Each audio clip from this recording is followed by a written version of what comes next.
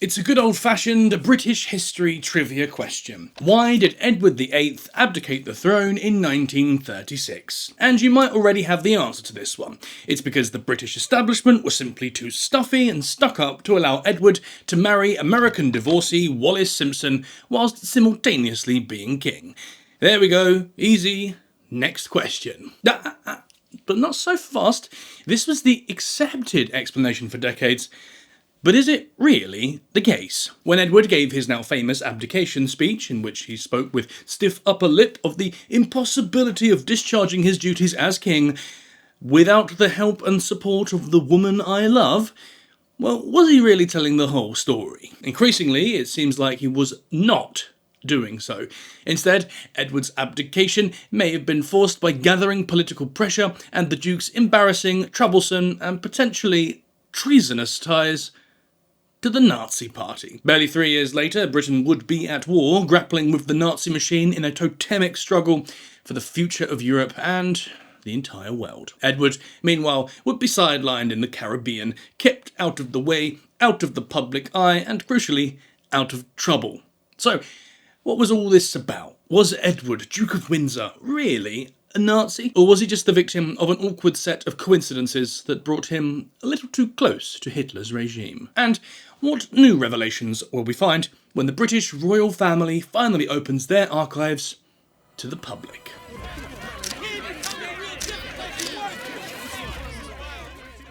January 2005 was an embarrassing month for the House of Windsor. It was a month in which the terms British royal family and Nazi were spoken together with embarrassing frequency. It all came down to a young man named Harry Meads, who had a brilliant idea for how to spend his birthday. He'd hold a fancy dress party, invite all of his poshest friends, and the theme of the party would be colonials and natives. The idea of a load of aristocrats cosplaying as colonials and natives is problematic enough, but Mr. Meads could trust his guests. Surely no one was going to overstep the line too much. Surely none of his blue-blooded buddies was going to tap a little too deeply into their own family's colonial histories.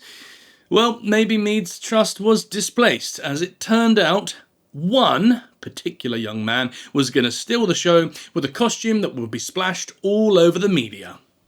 Harry the Nazi.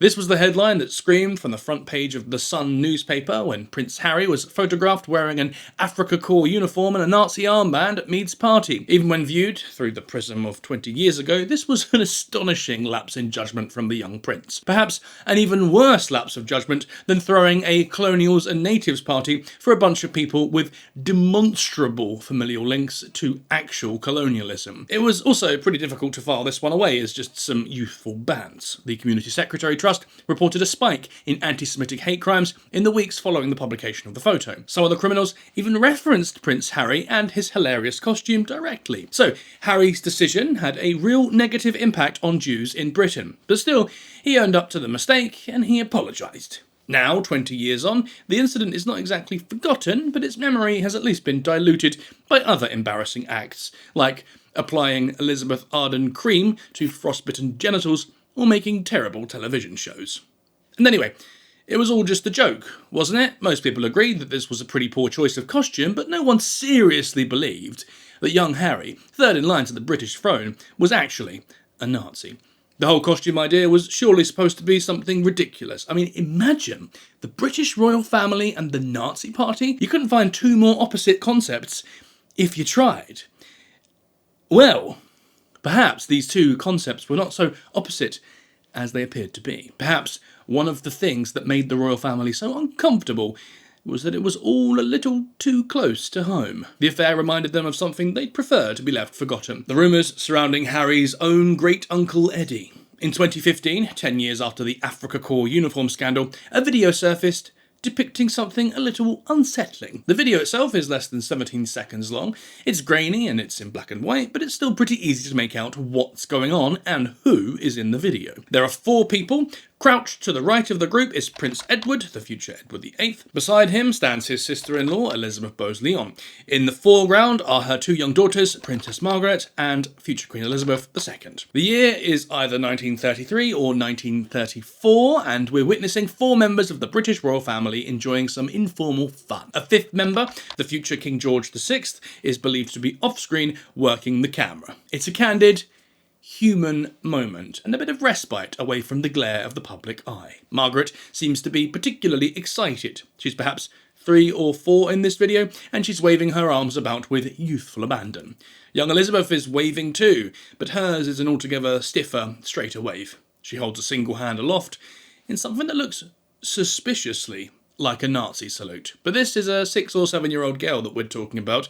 Such a gesture might look a little dodgy in our eyes, but we can give her the benefit of the doubt. She's just a child waving for the camera. But her mother is quick to remove any doubt. She steps forward, raising her arm emphatically to the sky, her palm flat and rigid. For the future Queen Mother, by now in her early 30s, there's no such ambiguity. It is what it is.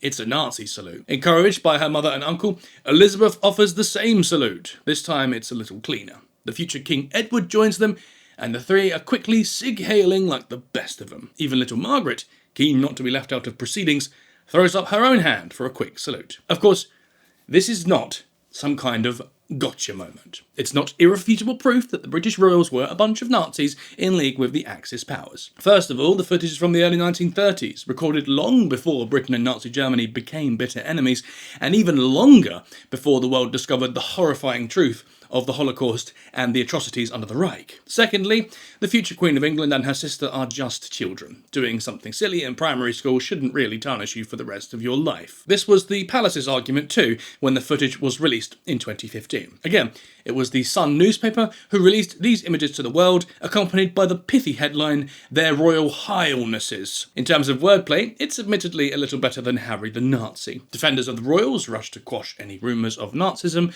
Conservative MP and future Prime Minister Boris Johnson said, "The two little girls are plainly fooling around, and so is their mother, and so probably is their Uncle Edward."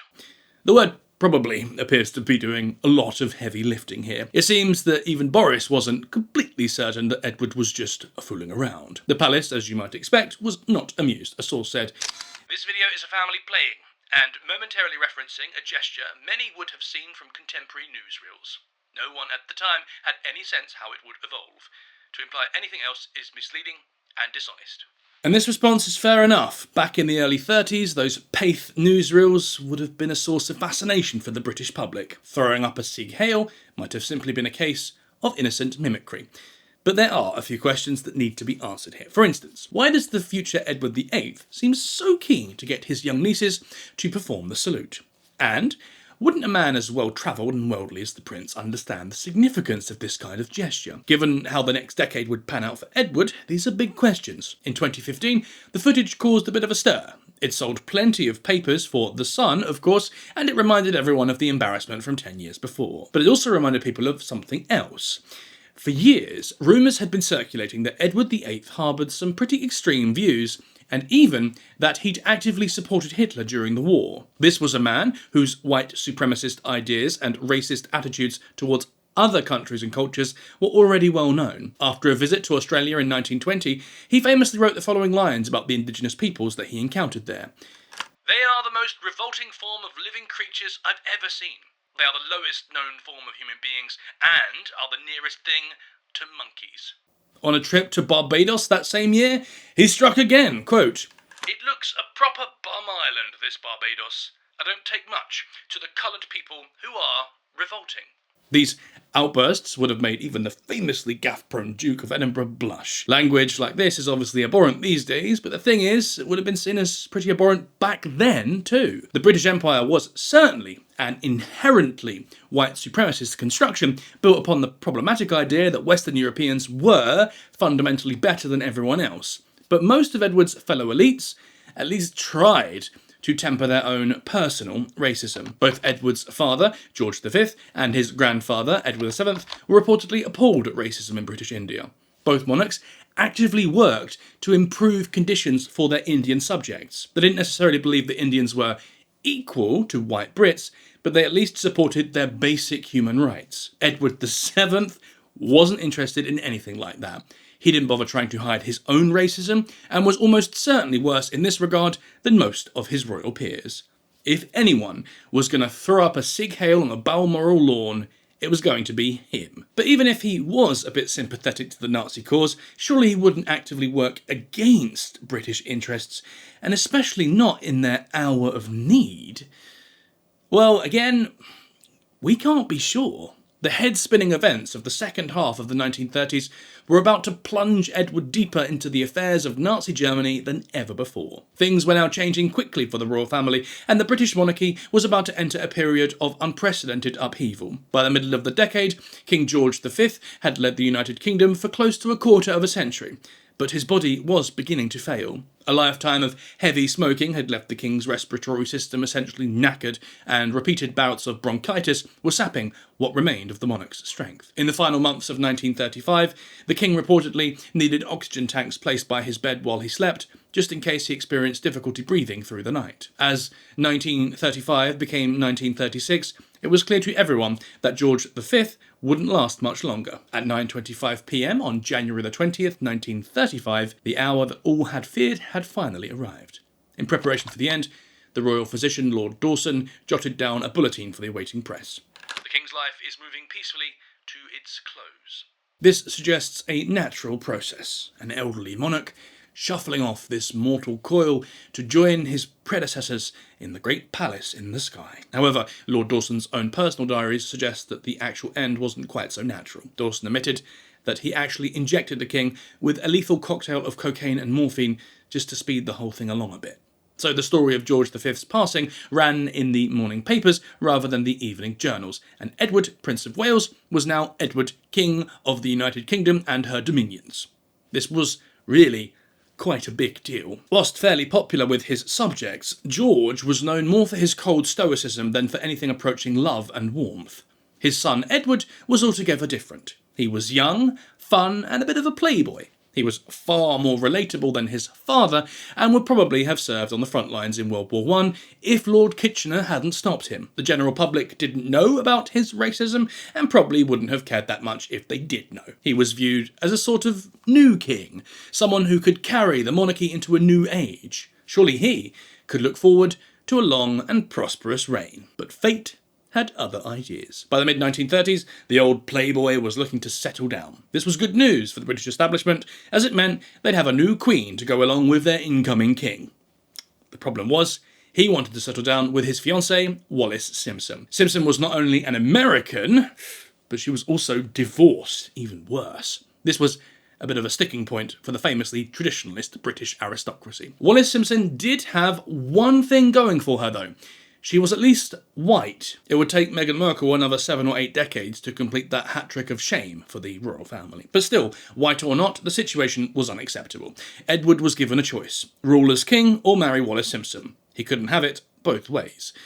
Edward chose Wallis, and that was that. Edward VIII abdicated from the throne in November, and had never even had his coronation. From here, he slipped into the background of public life as brother George VI took the throne, and led Britain through the trial, tragedy, and eventual glory of World War II. Edward lived out a life of quiet luxury.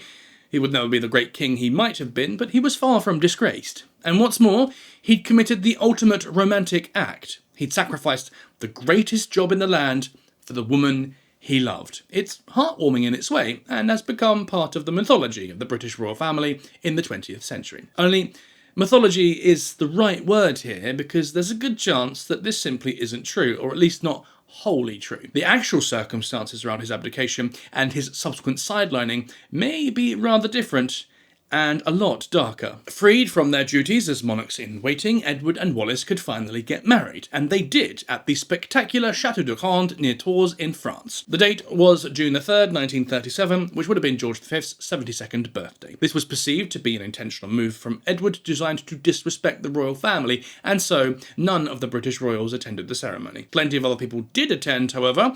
One attendee was Edward Fruity Metcalfe, who served as the Duke's best man. As well as having a fantastically upper-class name that makes him sound like something out of a Biggles novel, Old Fruity was also a bit of a fascist sympathiser. In fact, that's not quite right, he was just a straight-up fascist. He was known to frequent meetings of Oswald Mosley's British Union of Fascists, along with his wife, Lady Alexandra, who also attended the wedding. Fruity was also a member of the BUF's Black Shirts, paramilitary wing. It's also possible that the Duchess's close friend, Lady Diana Mitford, attended the wedding. Mitford was even closer to Oswald than Fruity was, having married the fascist leader in 1936.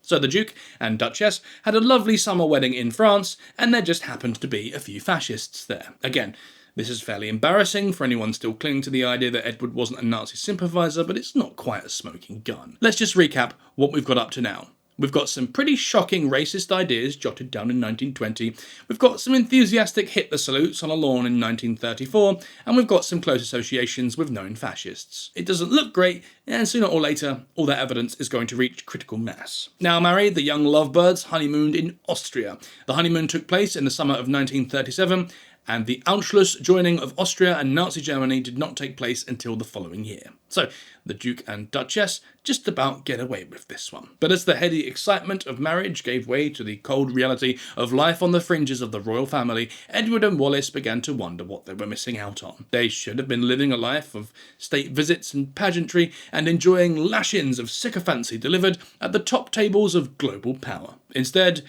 they were living in France, cast adrift from geopolitics and world affairs. If only some up-and-coming new regime would invite them for a state visit. Edward's swift rise and swifter fall from the British throne had lost him quite a few friends, and his decision to hold his wedding on his dead father's birthday lost him a few more friends. But while he didn't have many allies left in the UK, he did have friends elsewhere.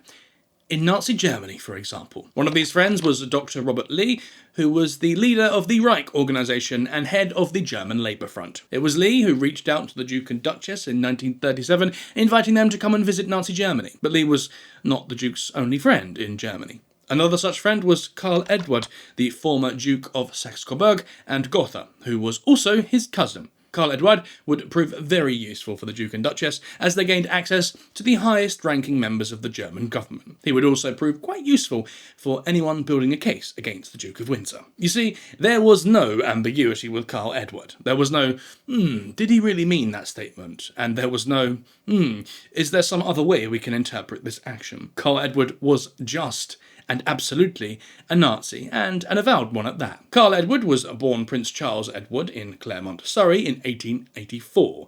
He was a grandson of Queen Victoria and was in line for a cushy life in the British royal family. But when Karl's uncle Alfred, Duke of Saxe-Coburg and Gotha, died in 1900, the boy's life changed. He was selected as the next Duke, as he was still young enough to be re-educated as a German. And so Charles became Karl, and he grew up like any normal German teenager, albeit one with enormous wealth and unearned privilege. If you thought this British background had made things a bit awkward during World War I, you'd be right. He sided with Germany, but his birthplace made him unpopular. His lack of military service didn't really help his popularity either. He'd just turned 30 when the war broke out, and was the right age to serve, but he had an injured leg and so was excused from military duty.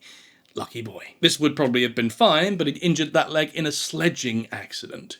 This wasn't deemed a particularly satisfactory explanation, while young Germans were dying in their millions in the trenches. Perhaps to counteract this, he threw himself completely into his Germanness and got very much involved in the nationalist right-wing politics overtaking the country after the war. By the 1920s, he was funding anti-Semitic paramilitary organisations and was doing what he could to help the rise of the Nazi Party. After the failed beer hall putsch of 1923, Karl Edward endeared himself to Hitler personally. The Duke hid several of Hitler's supporters from the authorities seeking to arrest them, and in recognition of this, Hitler would later make him a general. While Karl Edward was now very much a German, he still maintained ties with the royal family in Britain. He was invited to Sandringham in January of 1932 and spent time with George V and Queen Mary. He likely met Edward at this time, cementing the friendship that would likely come in so handy later on. By 1936, just as his cousin was coming unstuck in England, Karl Edward was a member of the Reichstag, and so he was in the perfect position to show the Duke and Duchess a good time. When Edward and Wallis arrived in Berlin on October 11th,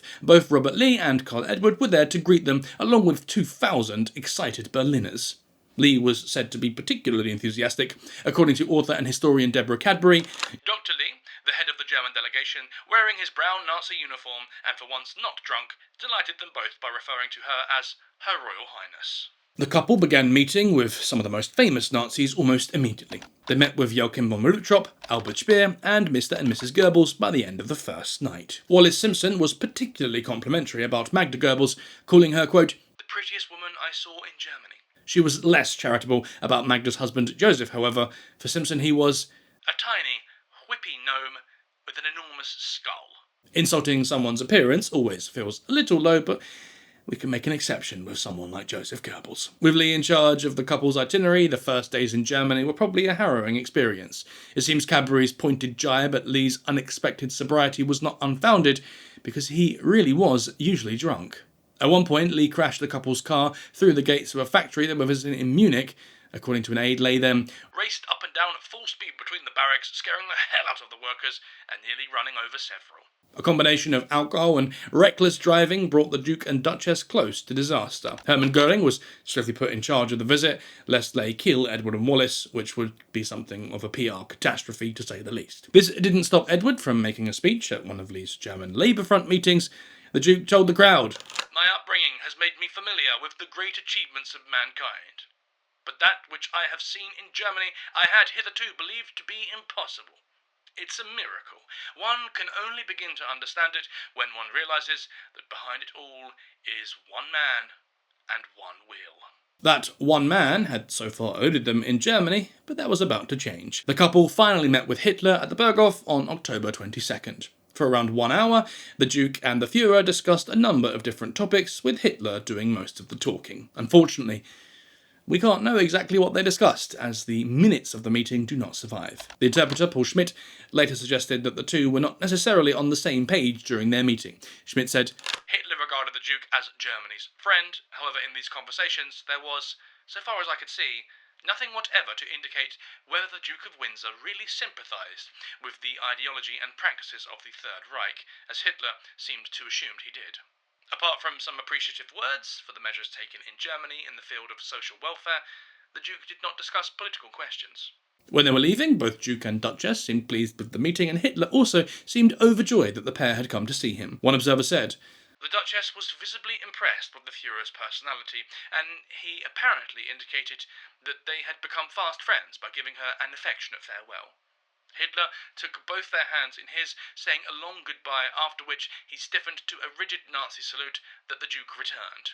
And with that, a meeting that had lasted barely more than an hour was over. Though short, the event was an immediate embarrassment for the royal family and for Britain as a whole. Enjoying a personal audience with Hitler in Germany in 1937 was a little different to throwing up a Sig Heil on a lawn in Scotland in 1934. By this point, there was no longer any naivety over what Hitler was really all about. The Nazis had already passed a number of anti-Semitic laws and begun the systematic persecution of Jews in Germany. In 1936, they'd signed alliances with Italy and Japan, both of whom were involved in brutal occupations overseas. The bombing of Guernica in Spain had taken place that April as the German Condor Legion flattened the town and killed perhaps more than 1,000 civilians. So Edward knew exactly what he was walking into when he went to Germany, and he went anyway. But the visit was also one of political and personal convenience. For Hitler and his Nazis, it was politically expedient.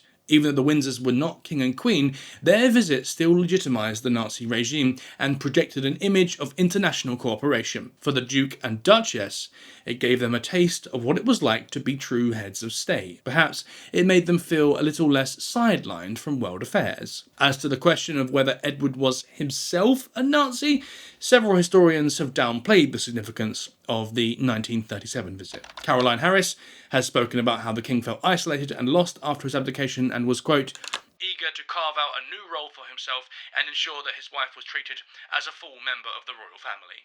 The Duke of Windsor was familiar with Germany. He had numerous relatives there," Harris continued. "He seems to have envisioned a diplomatic role for himself as a mediator between Britain and Germany." So, Edward was simply looking to make his wife happy and hopefully find himself a bit of diplomatic work now that he wasn't going to be king. But is this really true? Author Andrew Morton seems to think so, at least to an extent. "The real reason was to show Wallis a good time," Morton said, "and for her to see exactly what it was like to enjoy a royal tour. They were treated like royalty." But was Nazi Germany really the best choice for this kind of mission? Couldn't he have found somewhere else to take his wife? Morton offers an important piece of insight here. "Edward was certainly sympathetic to the Nazi cause," Morton added. "Even after the war, he thought Hitler was a good fellow and that he'd done a good job in Germany.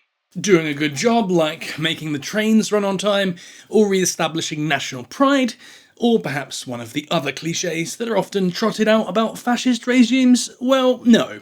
It seems Edward's appreciation for Hitler may have come from a somewhat darker place. Edward was also anti-Semitic, Morton added, before, during, and after the war. The fact that Edward was most likely a Nazi sympathiser does make his visit seem a little suspect.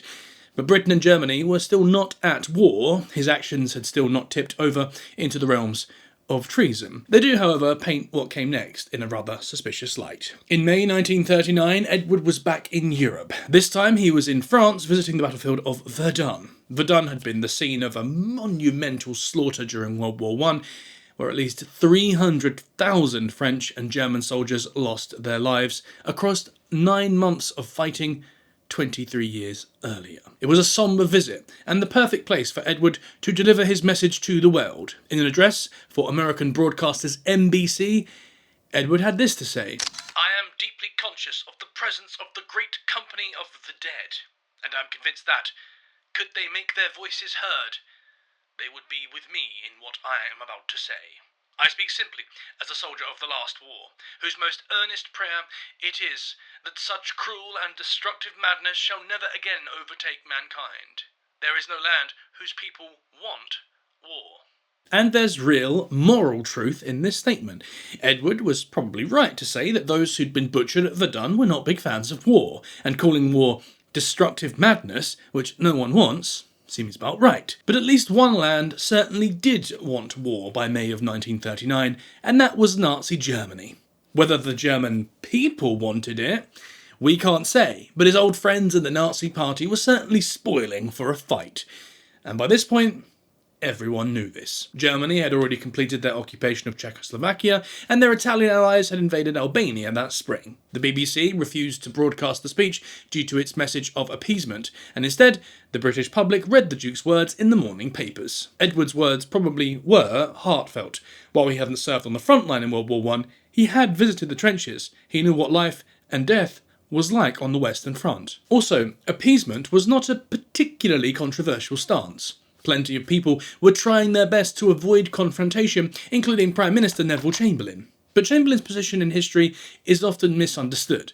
He did try to avoid war, but he wasn't interested in kowtowing to German interests. He'd spent much of 1939 issuing ultimatums to the Nazis, opposing their attempts to take over Europe. His guarantee of Polish independence on March 31st would essentially guarantee that Britain did enter the war that September. Edward's position was a little different. He'd spent the last few years driving a wedge between himself and his British homeland while growing increasingly cosy with the Nazi regime. At best, Edward's call for appeasement looked naive. At worst, it looked like a calculated delay of the inevitable, a stalling action that only gave Germany more time to prepare its blitzkrieg. By September 1939, Britain was at war, and it quickly became clear that Edward was something of a liability. On February the 19th, 1940, the Nazi ambassador in The Hague made an astonishing claim to the German Secretary of State Ernst von Weizsäcker. The Duke of Windsor, the ambassador claimed, has said that the Allied War Council devoted an exhaustive discussion at its last meeting to the situation that would arise if Germany invaded Belgium.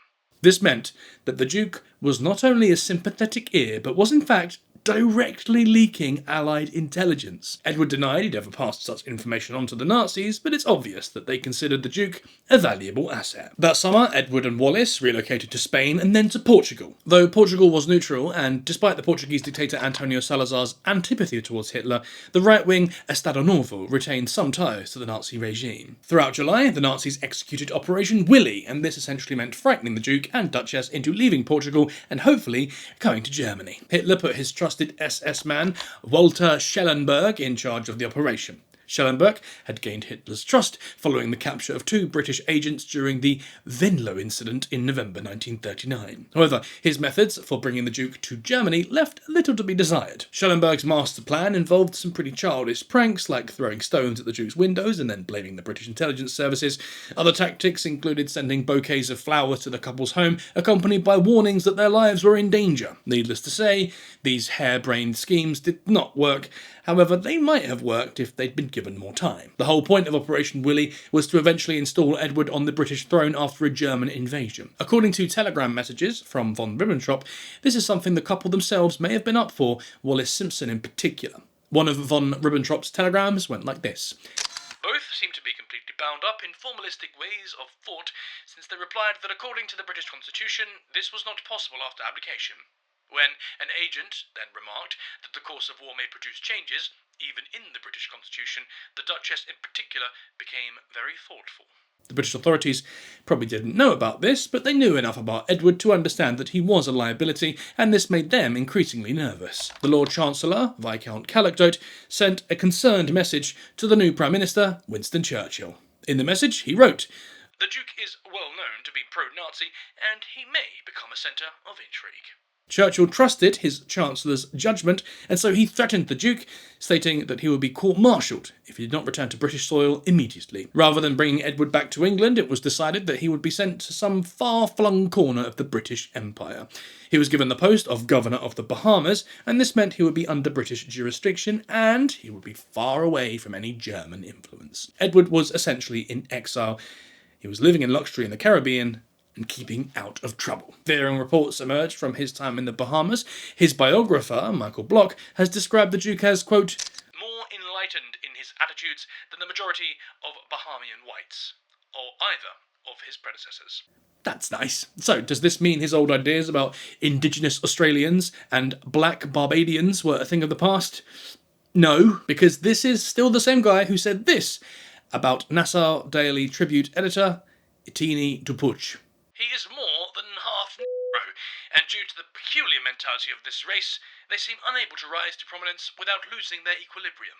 As well as indulging in his old racist ways, Edward seemed quite happy to spout other Nazi-sounding ideas. During the wage riots of 1942, the Duke described the perpetrators as, quote, "communists and men of Central European Jewish descent who'd secured jobs as a pretext for obtaining a deferment of draft." As the war began to go increasingly badly for the Nazis, and as German forces became embroiled in a disastrous campaign in the Soviet Union, plans for an invasion of Britain were shelved, and so Edward was no longer useful to the Nazis. In fact, very little was useful to them by 1945, as most of them were now dead, either executed by the hangman of Nuremberg or killed by their own hand. This included old friend Robert Lee, who hanged himself in his prison cell that October. Cousin Carl Edward was still alive, but he was in jail and would die of cancer in 1954. The Duke and Duchess went into retirement after the war. They became socialites, living a glamorous but quiet life in the cafes and restaurants of Europe. Edward would never hold another official post, but this didn't stop him from commenting on global affairs, particularly those regarding the Second World War. He seemed to contradict himself with his comments on Adolf Hitler. At one point he said, "The Führer struck me as a somewhat ridiculous figure, with his theatrical posturings and his bombastic pretensions." But then later said, "I never thought Hitler was such a bad chap." He seemed to harbour a special sort of hatred for Anthony Eden, who he blamed for starting the conflict. For the Duke of Windsor, Eden replied, "Precipitate the war through his treatment of Mussolini." Then, as if he could not help himself, he added, "And of course I blame Roosevelt and the Jews too." The Duke and Duchess also resided quite close to Oswald and Diana Moseley in Paris. Diana would later say that Edward and Wallace agreed with the couple's sentiment on Hitler, believing that Britain should have worked with him to destroy the communists rather than against him with the communists. This has never been confirmed, and Edward doesn't seem to have played an active part in Moseley's post-war politics. When Moseley was getting beaten up by anti-fascists on London's Ridley Road in 1962, Edward was probably somewhere a lot more pleasant, possibly sipping champagne. Edward died in 1972, aged 77. He'd been rehabilitated somewhat by his final years and met with senior royals, including Queen Elizabeth, just before he died. They probably didn't throw up a few Hitler salutes to remember the good old days. Since his passing, Edward's reputation has gradually morphed into one of the king that never was, rather than the errant aristocrat who got a bit too pally with Hitler. That is, of course, until 2015, when a grainy video surfaced and the rumour mill went into overdrive once again. All the evidence we've seen certainly suggests that something untoward was going on with Edward. He showed himself to be a racist and someone who, at the very least, sympathised with Hitler and his great Nazi project. It's also clear that he made the British establishment very nervous, to the extent that he was even considered a risk to national security. However, there still is much we don't know. And this is because the Royal Archives are not open to the public. After the release of the 2015 video, historians called for the opening of the Royal Archives, giving the public access to what was really going on behind the scenes at Windsor in those days. For Oxford Modern History professor Mark Almond, opening up aspects of the Queen's early years is not going to damage respect for the monarchy, it can only reinforce her standing with the public. But the palace doesn't seem to agree. Large portions of the archives remain closed, and so there's still a great deal we don't know. This means there's still an element of plausible deniability around Edward and his Nazi ties. His strange actions can be explained away as a former monarch trying to stay relevant in a changing world. But some archives are open. For the historian Karina Urbach, there's no doubt that Edward was a Nazi, and that he would have been open to working with the Germans if Britain had fallen. Urbach's work in the Spanish archives uncovered some damning evidence regarding the Duke. Urbach found papers that recorded a conversation between the diplomat Don Javier Bomiello and the Duke of Windsor in the summer of 1940. Don Javier and Edward were old friends and had been for nearly 20 years, so they would have felt comfortable speaking freely to one another. In this reported conversation, Edward let his anti-Semitism and right-wing thinking come to the fore once again, where he reportedly blamed the Jews, the Reds, and the Foreign Office for the war. He also said that he would like to put his old nemesis Anthony Eden and other British politicians, quote, up against a wall. Bomiello didn't find this particularly surprising, as Edward had made similar comments in the past, long before the war, while his father was still on the throne. Other finds were even more damning from Urbach's own research. On June 25th, 1940, Bomiello reported that Windsor stressed if one bombed England effectively, this could bring peace. Bomiello concluded that the Duke of Windsor seemed very much to hope that this would occur. He wants peace at any price. This report went on to Franco and was then passed on to the Germans. The bombing of Britain started on 10th of July. If this is true, it means that Edward advocated the Blitz, which would claim the lives of at least 40,000 British civilians. With so much evidence suggesting that Edward was at least a very strong Nazi sympathiser, the claims are increasingly difficult to refute. Until the Royal Archives are opened completely, however, we can't confirm the full extent of his complicity in Nazi affairs. If, or when, those archives are opened up, they are sure to contain some explosive revelations. Far more explosive than the revelation that a 20-year-old man made a stupid decision when selecting a fancy dress costume, or the revelation that a couple of infant girls made dodgy hand gestures on a Balmoral lawn, at the behest of their uncle.